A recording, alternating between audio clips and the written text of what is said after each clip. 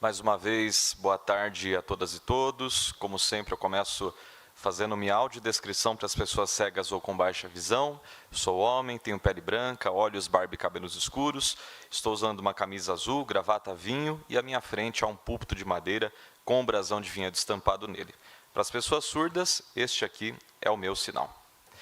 Quem acompanha as sessões da Câmara sabe que eu sempre venho a esta tribuna para falar exclusivamente sobre os assuntos da cidade. E realmente não poderia ser diferente disso, porque esse é o espaço para que os vereadores e as vereadoras consigam abordar esses temas publicamente. Eu costumo fazer um compilado de todos os pedidos encaminhados para a Prefeitura na semana anterior, as moções, os novos projetos de lei, porém, nas últimas semanas tem sido cada vez mais difícil falar de novas proposituras, porque grande parte das minhas falas na explicação pessoal estão sendo utilizadas para tratar de temas antigos, temas já conhecidos pela nossa população, tendo em vista que alguns problemas parecem persistir com o passar do tempo, e, enquanto isso, não vemos respostas adequadas a eles.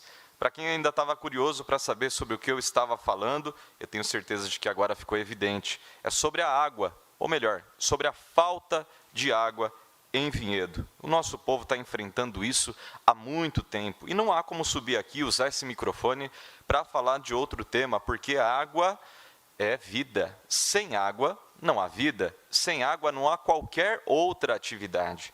E nesse final de semana, a região mais impactada foi a do Canjaranas, da Vila João 23, várias pessoas entrando em contato comigo, muitas mesmo, falando que abriam a torneira e não tinha água.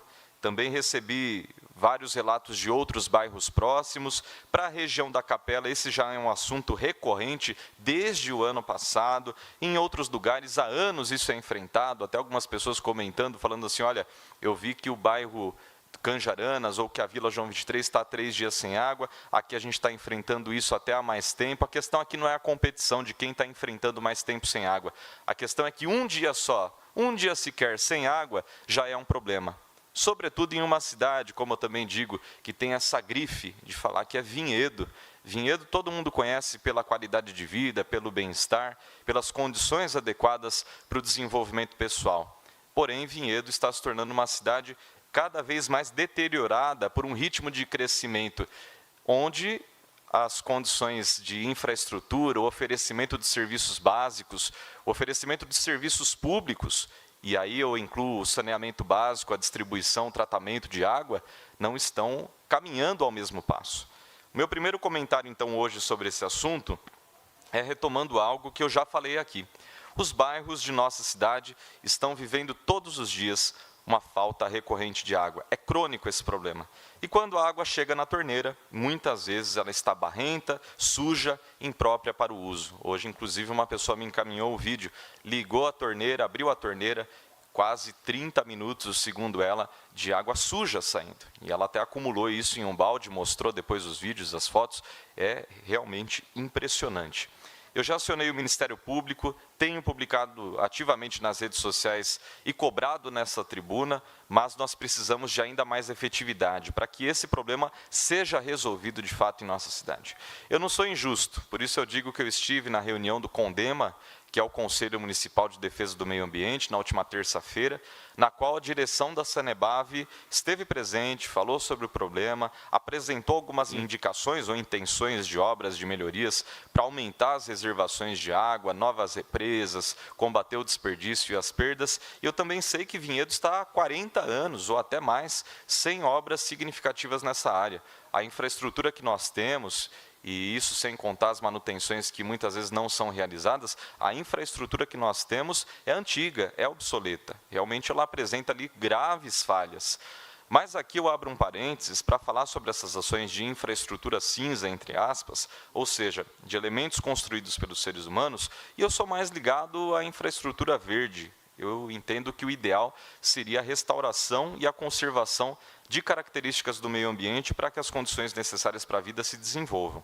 Tenho falado muito sobre a recuperação de nascentes, de APPs, são as áreas de preservação permanente, matas ciliares, para que voltemos a ter também, entre aspas, produção de água em nosso território. No entanto, para o caso de Vinhedo, também são importantes as obras. não subo aqui nessa tribuna para fazer nenhum tipo de demagogia.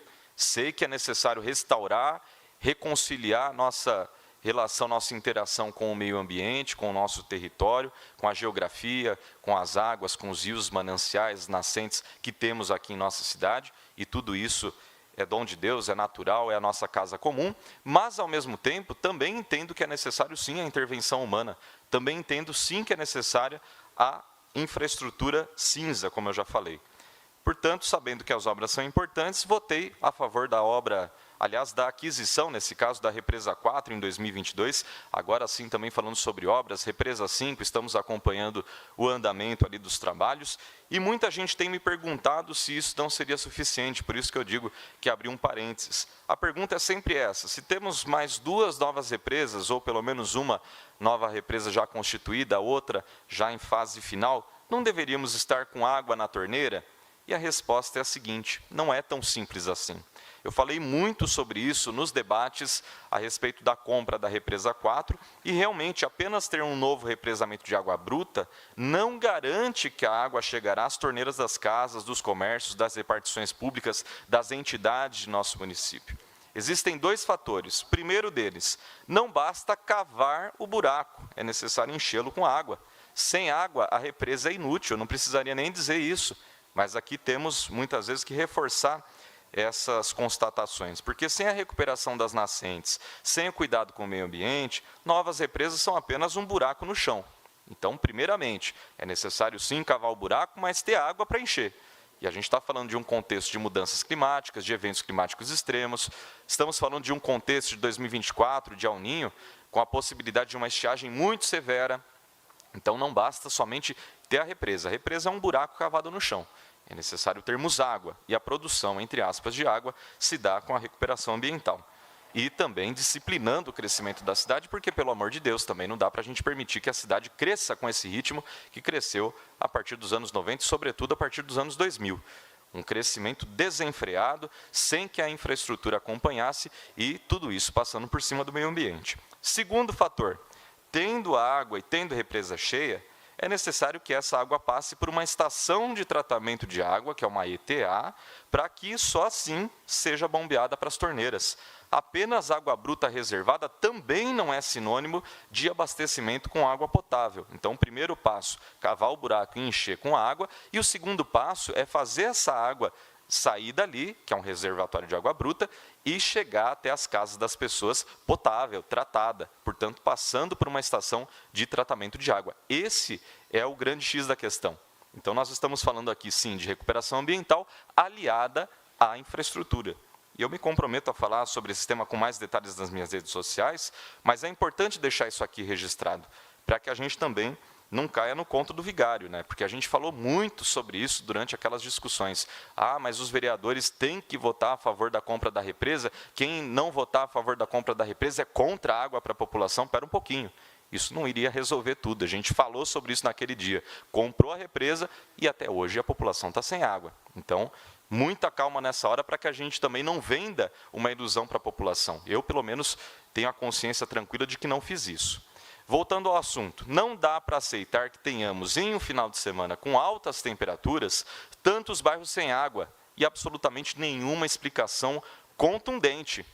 Nem sequer um vídeo do prefeito dizendo o que aconteceu, como o problema será resolvido, porque se temos ações sendo planejadas com recursos públicos, isso precisa ser público.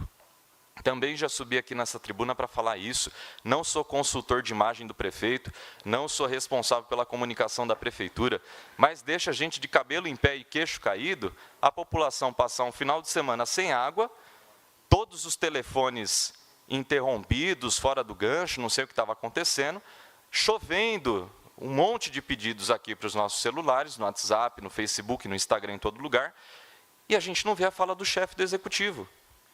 Quem teve voto, e estava até falando isso antes da sessão, não foi o secretário XYZ, não foi o superintendente XYZ, foi o prefeito.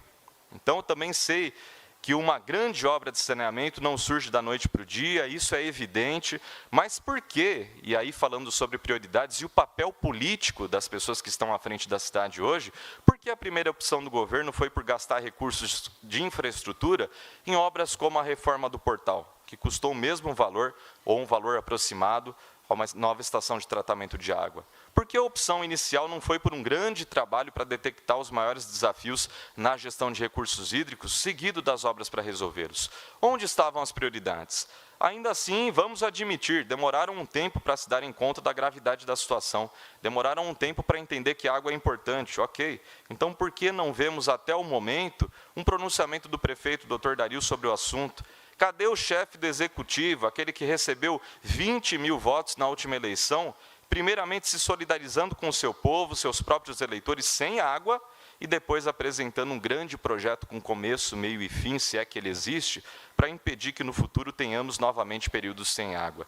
Não dá mais para ignorar as mudanças climáticas, já falei sobre isso, os eventos climáticos extremos, a estiagem severa que provavelmente teremos nesse ano, e minha função aqui não é ser profeta do desastre, mas se continuar dessa forma, a falta d'água vai continuar e vai impactar cada vez mais gente, as casas, os comércios, a indústria, as entidades, todo mundo que está aqui em nossa cidade.